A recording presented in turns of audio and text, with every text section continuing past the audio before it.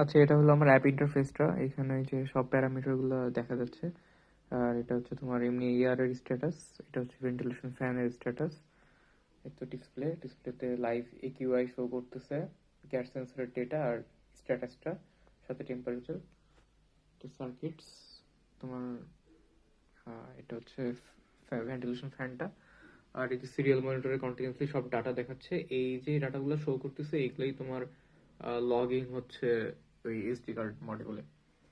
So এখন যদি আমি এখানে গ্যাস ডিটেকশন নিয়ে দিই, তাহলে যেখানে আমার ডেঞ্জার শো করছে, ভেন্টিলেশন ফ্যান অন হয়ে গেছে, লাইট জ্বলছে, আর এখন গ্যাস লেভেল হচ্ছে এইখানে। আর আমি এটার দিকে ফেস করে রাখলে কমে গেল। তো এখন থ্রেশহোল্ড এখানে 1300 সেট করা আছে, 1300 নিচে নেমে গেছে। দ্যাট মিনস আমি হচ্ছে ফ্যান অফ হয়ে গেছে আর বাজার অফ হয়ে গেছে। আর আমার এয়ার কোয়ালিটি ইন্ডেক্সটা আরেকবার শো করি। গ্যাস দেওয়ার পরে মানে আউটডোরেরটা 152 আছে, বাট ইনডোরে যেহেতু কন্টামিনেশন হয়ে গেছে সো 232। আবার ভেন্টিলেশন অন করার পরে হচ্ছে এটা নর্মাল হয়ে যাবে। তো এটাও নর্মাল হয়ে গেল।